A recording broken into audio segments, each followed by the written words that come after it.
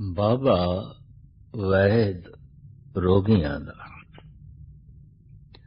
रोग व्यापक है संसार रोगी नाम दारू मैल लागे सच बिना। समस्त संसार रोगी है और हैरानगी है।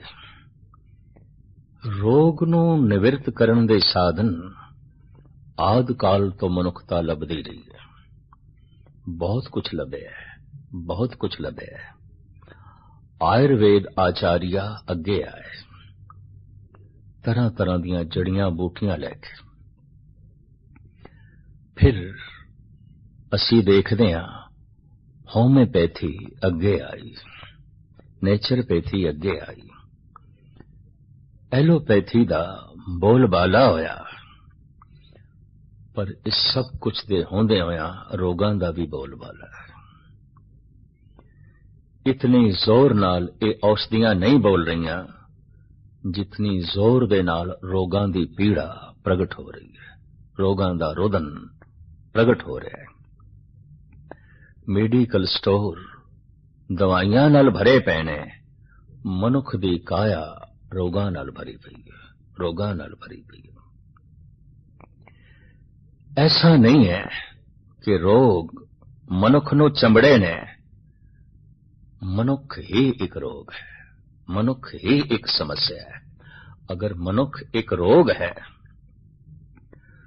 तो गुरबाणी इसका विभाजन कर दिए दो हिस्सों दे। तन रोग है, मन रोग है। तन दे च ये जो रोग है अनंत बीमारियां ने, मन दे जो रोग है अनंत चिंतावां ने, अनंत चिंतावां ते सोग। इंज कह लो तन दे च रोग मन दे च सोग। अनंत चिंतावां दा जो समूह है वो है सोग, ते अनंत बीमारियां दा जो इकट्ठ है वो रोग।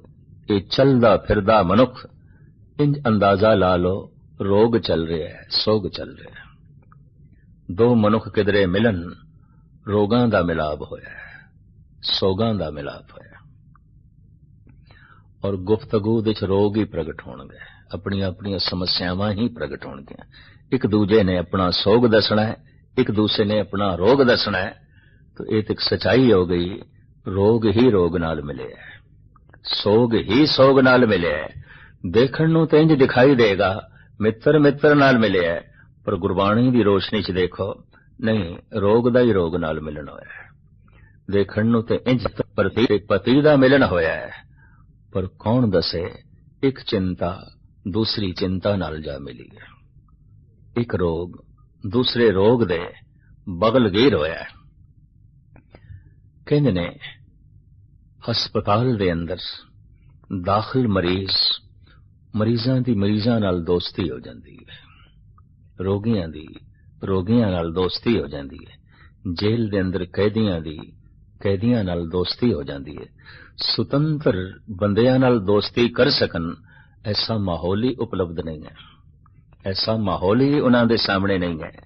तो कैदियां दी दोस्ती कैदियां नाल हो जाती है, रोगियां दी दोस्ती रोगियां दे नाल हो जाती है। ते जे मनुख दी खास अंतਿਸ਼ਕਰਨ दे झात मार के देखिए, रोगां दे भंडार तो बिना होर है कि एक रोग ही दूसरे रोग नूं मिल रहा है, एक चिंता ही दूसरी चिंता नूं मिल रही है। कोई पुत्र ते पिता दा मिलाप नहीं, दो समस्यावां दा मिलाप हो रहा है। प्यो ने अपनियां समस्यावां रख दित्तियां ने, पुत्र ने अपनियां समस्यावां रख दित्तियां ने। कोई भैण भरा दा मिलन नहीं है, भैण ने अपनियां समस्यावां रख दित्तियां ने, भरा ने अपनियां समस्यावां रख दित्तियां ने।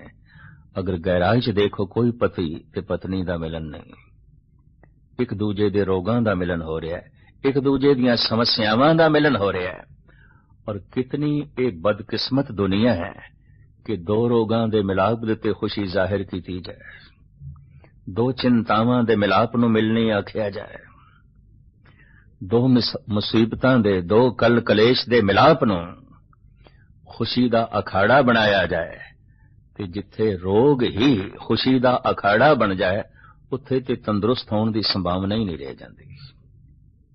ਜਿੱਥੇ ਕਲ ਕਲੇਸ਼ ਜੀਵਨ ਦਾ ਲਕਸ਼ ਬਣ ਜਾਏ ਉੱਥੇ ਸੁਖ ਸ਼ਾਂਤੀ ਦੀ ਤਮੰਨਾ ਇਹ ਤੇ ਸੁਪਨਾ ਹੋ ਜਾਂਦੀ ਹੈ। ਵਾਕਈ ਸੁਪਨਾ ਹੋ ਗਈ ਹੈ। ਦੇਖਦੇ ਹਾਂ ਬੜੇ ਬੜੇ ਇਤਿਹਾਸਕ ਕੀਮਤੀ ਮੰਦਰਾਂ ਦੇ ਦਰਵਾਜ਼ੇ ਵੀ ਬੰਦ ਹੁੰਦੇ ਜਾ ਰਹੇ ਨੇ। ਜਦ ਕੋਈ ਉੱਥੇ ਦਰਸ਼ਨ ਕਰਨ ਲਈ ਨਹੀਂ ਜਾ ਰਿਹਾ, ਕੁਝ ਸੁਣਨ ਲਈ ਨਹੀਂ ਜਾ ਰਿਹਾ, ਕੁਝ ਅੰਦਰ ਭਾਵਨਾ ਔਰ ਉਮੰਗੇ ਨਹੀਂ। ਬੇਸ਼ਤਰ ਮੰਦਰਾਂ ਦੇ ਦਰਵਾਜ਼ੇ ਅੱਜ ਬੰਦ ਨੇ। ਯੂਰਪ ਦੇ ਵਿੱਚ ਬੜੇ ਬੜੇ ਚਰਚ ਬੰਦ ਹੋ ਚੁੱਕੇ ਨੇ। ਬੇਸ਼ਤਰ ਵੱਡੀਆਂ ਵੱਡੀਆਂ ਗੁਰਦੁਆਰਿਆਂ ਦੀਆਂ ਬਿਲਡਿੰਗਾਂ ਸਤਸੰਗੀਆਂ ਤੋਂ ਖਾਲੀ ਨੇ। ਕਾਰਨ ਰੋਗ ਨਾਲ ਮਿਲਣਾ ਹੀ ਖੁਸ਼ੀ ਹੋ ਜਾਏ तो किसने गुरुद्वारे की सुध लेनी है, कौन मंदिर दे जाएगा, किसने नमाज पढ़नी है, कौन जो है चर्च दे जाएगा। इस वास्ते समस्त संसार रोगी है। खुशी दे अखाड़े, आनंद दे अखाड़े, खेड़े दे अखाड़े सुनने होंदे जा रहे हैं। समस्त संसार अंधा हो गया है, अंधा हो गया है। मंदिर दे जलदा होया गीता दा चिराग, मस्जिद दे जल्दी हुई कुरान दी शमा,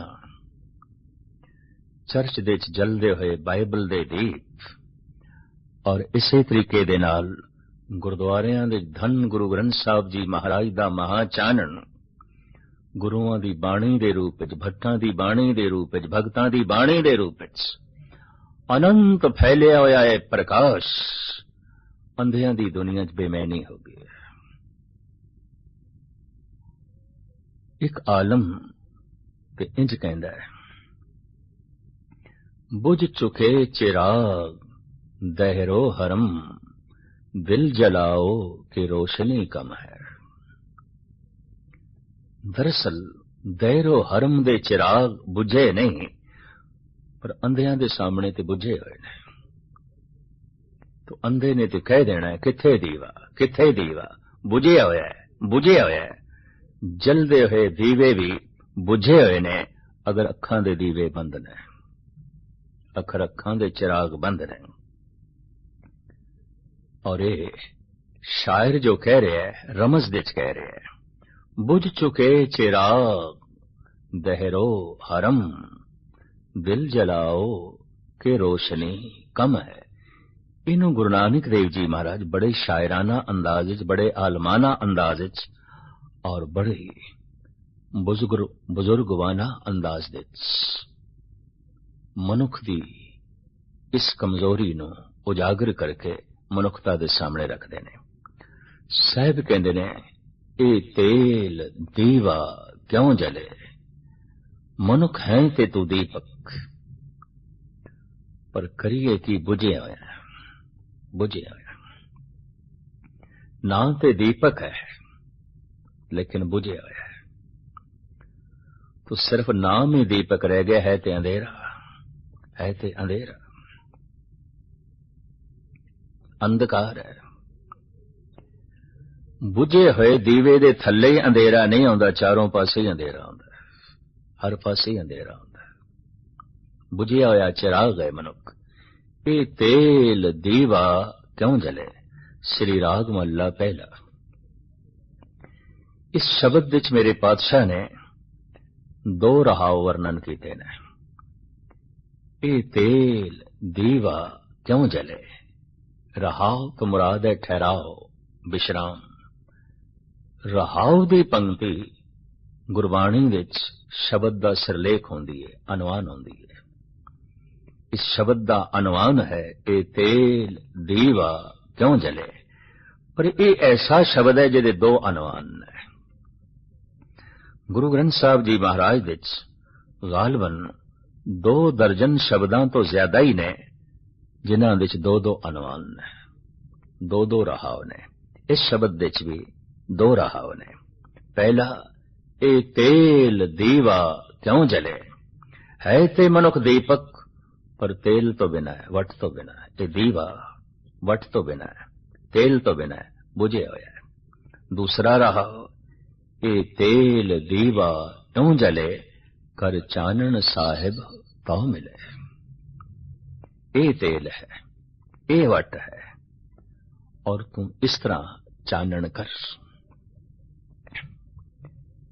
हजारां पदार्थ जो पए ने घर विच, बेशुमार चीजां जो पईयां ने, सब दिखाई देन लग पैंदियां ने। दीवा बुझिया होया है, हजारां च एक भी नहीं दिखाई देंदी। इस वास्ते एक सच्चाई है, अंधेरे तो बड़ा कोई पर्दा नहीं है, बहुत बड़ा पर्दा है। उच्चे उच्चे पहाड़ अंधेरा ढक देंदा है, नहीं दिखाई देंदे। बनस्पति बड़े बड़े जंगल बाग बगीचे सब नूं अंधेरा ढक देंदा है। उच्चियां उच्चियां बिल्डिंगां, ए महल, ए मुनारे, अंधेरा सब नूं ढक देंदा है।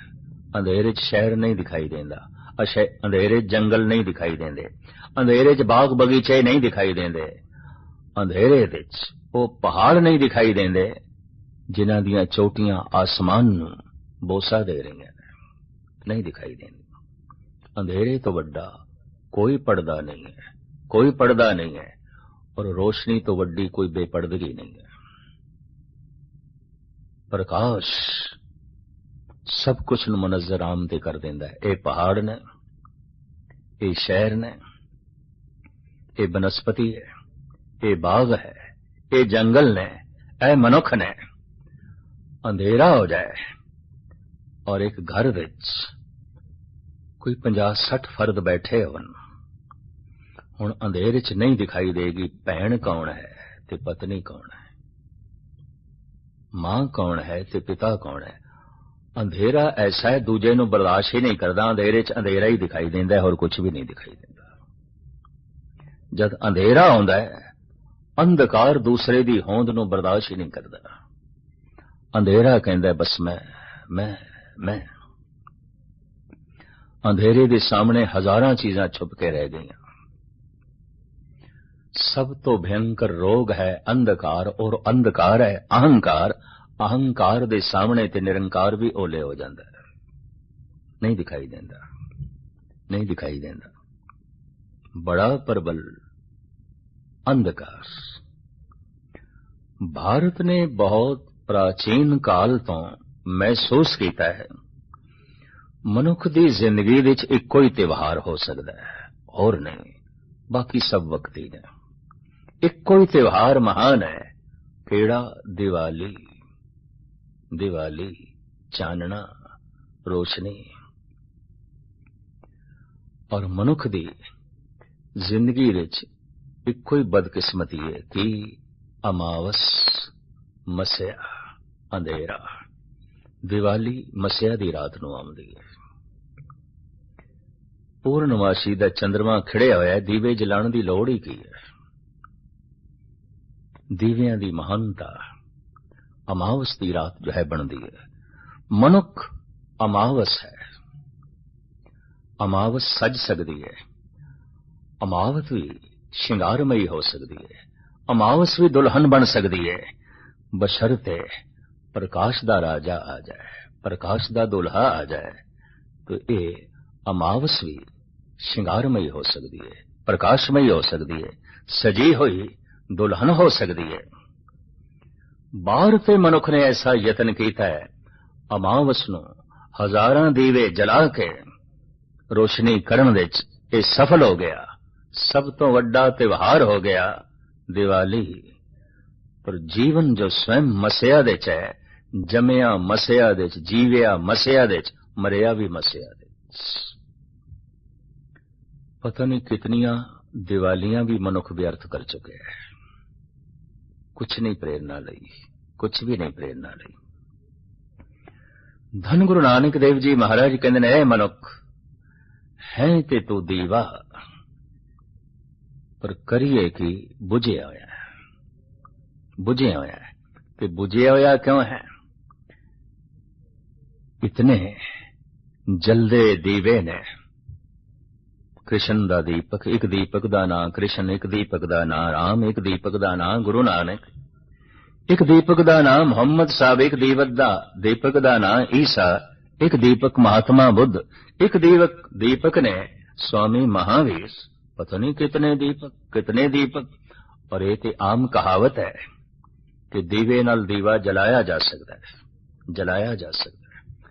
जलदा होया दीपक ही बुझे दीपक नूं जलांदा है। पर जलदे दीवे सारे नाकारा साबित हो जाते ने जद दीवे च तेल ही ना होवे ते वट ना होवे। की करनगे? जलांदे रहे ने ना बुझे हुए दीवियां नूं ये अवतारी पुरुष, उन्हां दी रोशनी इन्हां नूं रोशन नहीं कर सकी, क्योंकि दीवियां च तेल नहीं सी, वट नहीं सी। हर अवतार किसी हद तक नाकाम होके जगत तो गया है। धन गुरु गोबिंद सिंह जी महाराज कहते ने, धर्म चलावन संत उबारन, दुष्ट सबन को मूल उपाड़न। मनुख दे अंदर जिहड़ी दुष्टपना बिरतियां ने, इन्हां सारियां दी मैं जड़ां पुट्टणियां ने, सारा अंधकार नाश करना। कवि तुलसी भी कहते ने, जब जब होए धर्म की हानि, बाणे असुर अधम अभिमाने, तब तब विवद धर प्रभु शरीरा, अरे कृपा निध सज्जन पीरा। जद जद अधर्म दी हानि आउंदी है, कोई महान धर्म दा दीपक आ जांदा है इन्हां बुझे होयां दीवियां नूं जलाण वास्ते, पर धर्म दी हानि ते हो रही है और रोज रोज ये हाण वधदा जा रहा, लाभ ते कोई नहीं है। ठीक है, तुलसी दी शरधा, ऐसा दसम ग्रंथ दे च भी है, जब जब होए अरिष्ट अपारा, तब तब देहे धरत अवतारा। जद घोर मस्या दी रात हो जाए, आउंदे ने अवतार, पूर्णमासी दा चंद्रमा बन के आउंदे ने। पर कीता की जाए, जिंदगी दी अमावस जिस नाल मनुख सहमत हो गया, अंधेरे दे जीवना जिस लई जन्म दिन बन जाए, अंधेरे लई जीवना जिस लई नचना ते टपना बन जाए, ऐसा बुझिया होया दीवा फिर फिक्र नहीं कर सकता मेरे विच तेल नहीं है, वट नहीं है। ऐसे दीवियां ने कई दफा इन्हां जलदे दीवियां ते इल्जाम लाया है। मैं देख के हैरान हाँ, एक दीवे नूं ते कह दिता ये घर दे च क्यों जल रहा है, ये 14 साल बनवास निकले जंगल दे।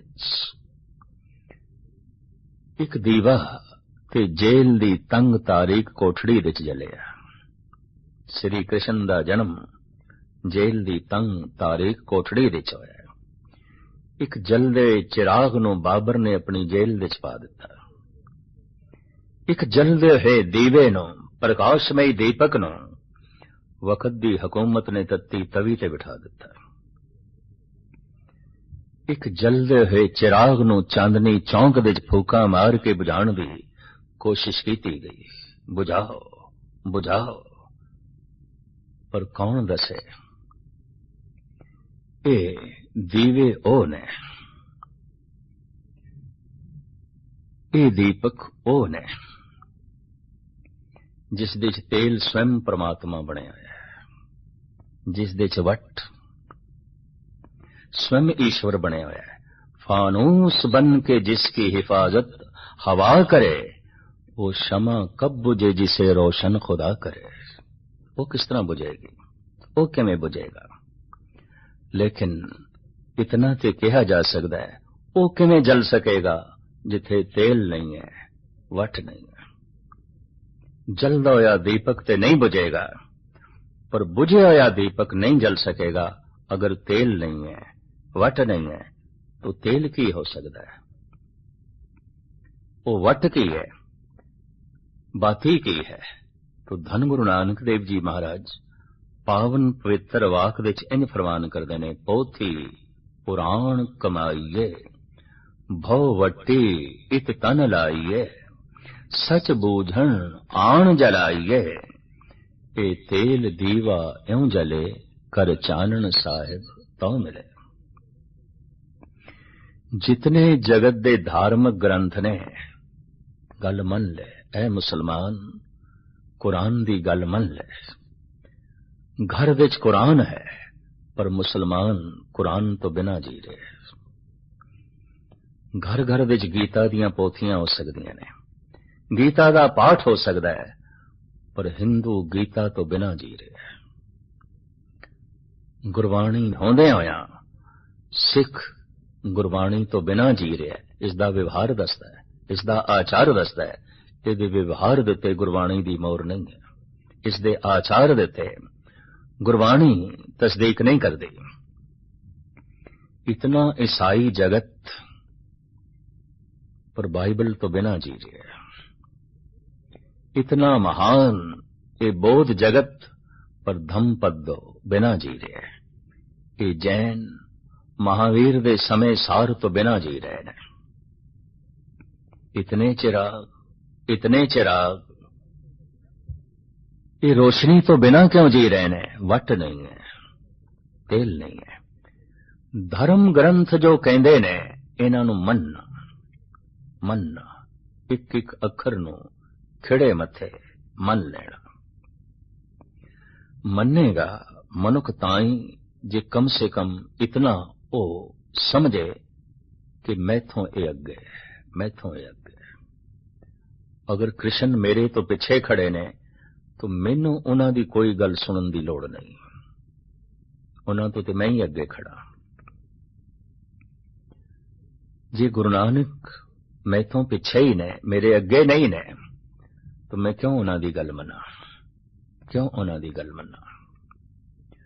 मैं देखदा मनुख ने राजनीतिकां नूं भी अगे रखिया है, उन्हां दी गल भी मन लैंदे ने। मनुख ने परिवार नूं भी अगे रखिया है, पत्नी दी गल भी मन लैंदे ने, और पत्नी पति दी गल मन लैंदी है, भरा दी गल मन लैंदा है। इंज कह लो मनुख ने परिवार अगे रखिया है, राजनीतिक लोगां नूं भी अगे रखिया है। मनुख दी जीवन भर दी चेष्टा ते यही है, हर अवतार नूं अपने पिछे ही खड़ा करो। जिस जिस पासे असी चल रहे हैं उस पासे चलन, जबकि अवतार कहते ने जिस पासे असी चल रहे हैं उधर चलो। गुर सिख मीत चलो गुर चाली, जो गुर कहे सोई भल मानो, हर हर कथा निराली। अगर अवतार मनुख दे पिछे चलन लग पे तो फिर अवतार नहीं है। अगर मनुख दे पिछे चलन लग पे तो मनुख नहीं है, तो देवता है, ये तो फरिश्ता है, ये तो महान हो गया।